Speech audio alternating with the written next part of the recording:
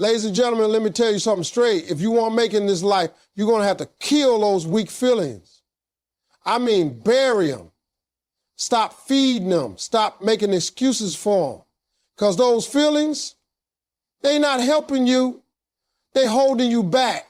They're keeping you soft. And life ain't soft. Life's tough. And it don't wait for nobody. Weak feelings are temporary emotions that don't define your purpose or potential. They come and go like the wind, sometimes strong enough to shake you, but never strong enough to determine your destiny, unless you let them. You have to understand that your feelings in the moment are not a true reflection of your future. Just because you feel unworthy today doesn't mean you aren't worthy.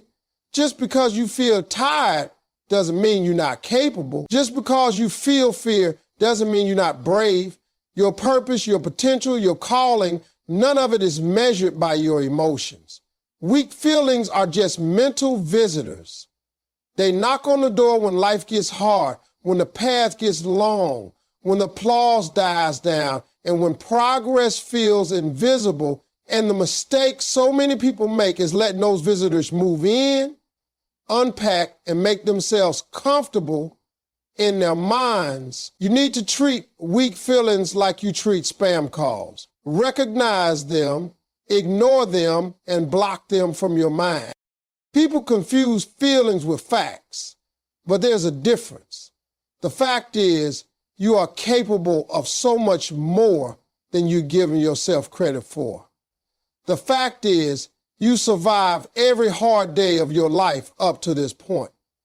The fact is, you've got more power in you than you've ever tapped into. But the feeling says, I can't. The feeling says, I'm done. The feeling says it's not worth it. And if you follow feelings instead of facts, you end up in a life you never wanted, wondering why nothing ever changed. You can't afford to let a moment of emotion define your direction. Purpose doesn't respond to your mood. Potential doesn't decrease just because you feel down. You are not your feelings. You are what you decide to do in spite of them. That's what separates those who make it from those who don't. Look around at the people who are winning in life. You think they feel strong every day? You think they never have doubts, fears, or insecurities? Of course they do. The difference is they don't let those feelings win. They acknowledge the feeling, but then they keep moving forward anyway. That's real strength. Not the absence of weak feelings, but the refusal to be ruled by them. Weak feelings are like clouds. They can block your light, but they can never extinguish it. And if you wait for them to go away before you take action, you might never move at all. There is no guarantee that your emotions will line up with your goals. That's why discipline matters. That's why clarity of purpose matters. Because when the feelings get loud, you need something louder. A voice inside that says, I'm not stopping, I'm not folding, I'm not quitting. And don't think for a second that killing weak feelings means pretending they don't exist. That's not strength, that's denial. Real strength is looking those feelings in the face and saying, I see you, but you don't control me. Real power is understanding that emotions are signals, not commands. You can feel fear without being paralyzed by it. You can feel discouraged and still speak life into your situation. Your ability to move despite weakness is what creates resilience. And resilience is what leads to growth. No one grows in comfort. No one evolves in ease. Weak feelings are part of the test. You were never meant to coast through life. You were meant to rise, to push, to stretch, and to overcome. That's why you can't trust your feelings, because most of the time, they're just trying to keep you safe, not strong. They want comfort, not calling. They want familiar, not freedom. Because you can't live your full destiny if you're always controlled by fear, doubt, and insecurity. These three emotions are some of the most powerful chains that hold people back from becoming what they were truly born to be. Fear will keep you from taking the first step. Doubt will make you question every move you make, and insecurity will whisper in your ear that you're not enough. When you allow those emotions to take control of your mind, you hand over the keys to your future. You stop moving forward not because you're incapable, but because you're mentally trapped in a cage built by lies your emotions tell you. Destiny doesn't wait on your fear to pass. It doesn't pause because you're unsure. It doesn't shrink itself to fit your comfort zone. Your destiny was built for boldness, for courage, for someone willing to move even when they're shaken. And the truth is, most people miss their moment not because the opportunity wasn't there, but because they let fear talk them out of it. When you're controlled by doubt, everything looks like a risk. Every step feels like a gamble. Even your own dreams feel like someone else's story. You start questioning everything, your ability, your timing, your background. You wonder if you're too early, too late, too young, too old, too inexperienced, too broken. But that's what doubt does. It doesn't need to prove that you'll fail. It just needs to convince you not to try. And when you give it that power, you begin shrinking your dreams to match your fear instead of expanding your courage to match your vision. People think the problem is that they're not ready, but the real problem is that they've let their emotions be in the driver's seat. And when your emotions lead, your future stalls. Emotions make terrible leaders, but great messengers. Listen to them, acknowledge fear, but don't surrender to it. Notice doubt, but don't build your life around it. Feel the insecurity, but don't let it write your story. So many dreams are buried because someone felt unworthy. So many businesses, ideas, talents, and callings never reach the world because the person behind them listened to their insecurities more than they listened to their calling. They were gifted but not bold. They had the ability but not the belief. Destiny isn't just about talent. It's about endurance. It's about pushing past every single voice that says you're not enough and proving that you are. It's about choosing action over emotion, obedience over thinking, and movement over paralysis. You don't have to be fearless to win. You just have to be willing to show up, willing to fail, willing to keep going, willing to ignore the noise in your head long enough to let your purpose be louder than your panic. Your future self doesn't need you to be perfect. It needs you to be persistent. And persistence can't live in the same house as fear, doubt, and insecurity. You got to evict those emotions before they cost you more than they already have.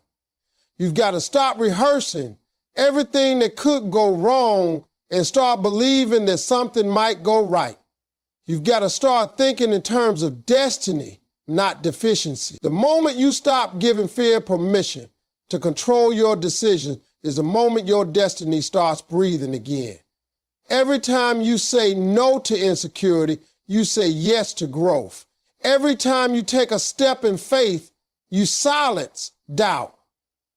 You don't wait until you feel brave to start. You start, and that's what makes you brave. Success doesn't care about your emotions. It only respects your effort and consistency. The truth about success is it's cold, it's demanding, and it's brutally honest. It doesn't respond to how you feel in the morning, or whether you're having a bad day, or whether your motivation is high or low. Success doesn't knock politely on your door and wait for your mood to improve. It waits for action. It waits for discipline. It waits for you to show up again and again, even when everything inside you is screaming to stop. This is where most people get it wrong. They think if they don't feel like it, they shouldn't do it. They let emotions be the fuel, and when the emotional tank runs empty, they shut down. But champions aren't powered by emotion. They're powered by decision. They've decided that no matter how they feel, the work is going to get done. The goal is going to be pursued. The effort is going to be given. If you want real success, you have to stop waiting for the perfect emotional state. You have to start saying, I'll work when I'm motivated, or I'll start when I feel ready. Readiness is a myth. Motivation is inconsistent. Feelings are unpredictable. And success is too expensive to be paid for with excuses. It demands sacrifice. It demands discipline when no one's watching. It demands late nights, early mornings, silent progress, and a whole lot of uncomfortable repetition. And while others are caught up in how they feel, the ones who succeed are focused on what needs to be done. They understand that emotion can ride in the car, but it doesn't get to hold the wheel. Feelings can exist, but they don't get to make the decisions. You have to train yourself to work beyond emotion. You have to be able to feel tired and still show up, feel discouraged and still execute, feel frustrated and still maintain focus. That's what builds mental toughness. That's what separates the consistent from the chaotic. Anyone can give effort when they feel good. Anyone can hustle when they're inspired. But what about when you're exhausted, when you're overlooked, when you're doubting yourself, when you feel like nobody's paying attention, when the results aren't showing up yet? That's when most people quit. That's when most people back down and call it balance or self-care or whatever other label helps them feel better about giving up on themselves. But success isn't emotional. It's mechanical. You do the work, stay consistent. You don't negotiate with your goal. If you're serious about building something great, you've got to stop thinking like an amateur and start thinking like a professional. Amateurs work when they feel like it. Professionals work because it needs to be done.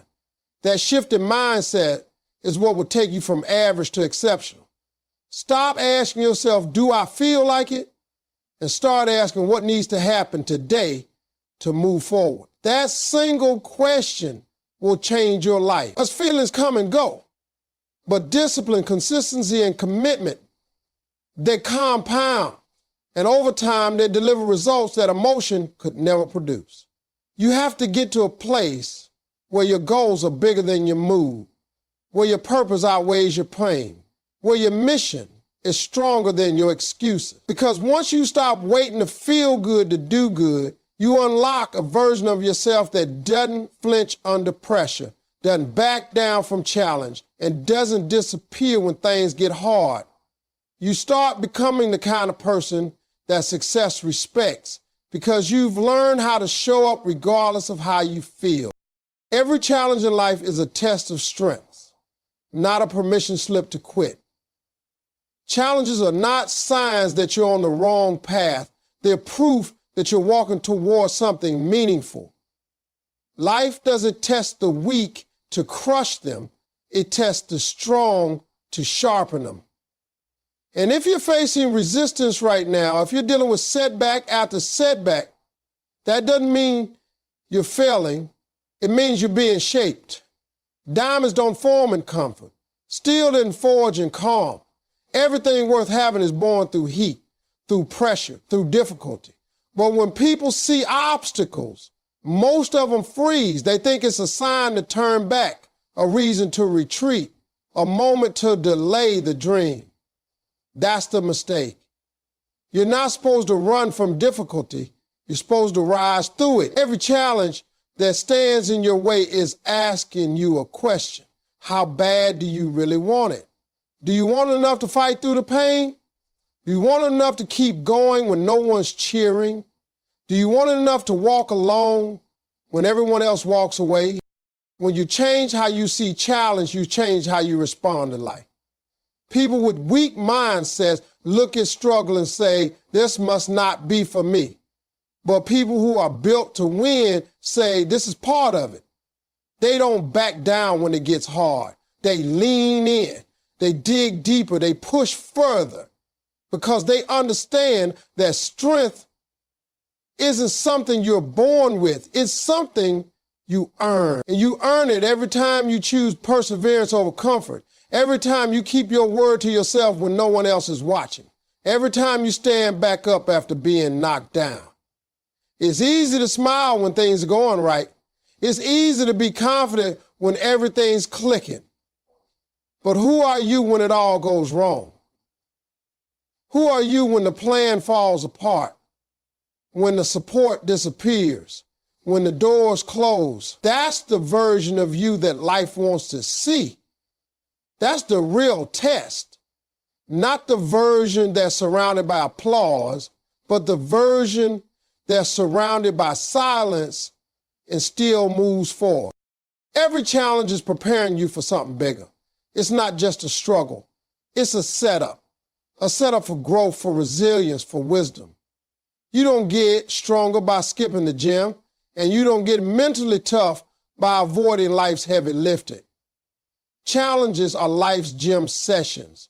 They tear down the parts of you that are weak so that strength can be built in their place.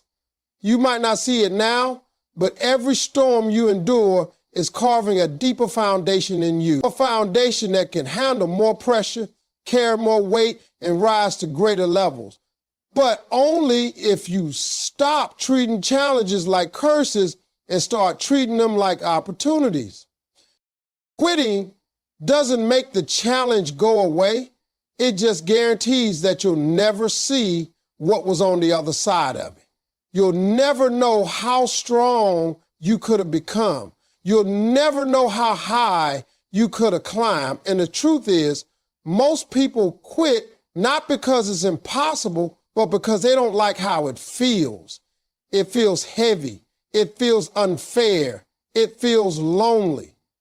But that's where the transformation begins. When you show up anyway, when you push past the pain, when you decide that your destiny is worth the discomfort. You weren't made to break under pressure.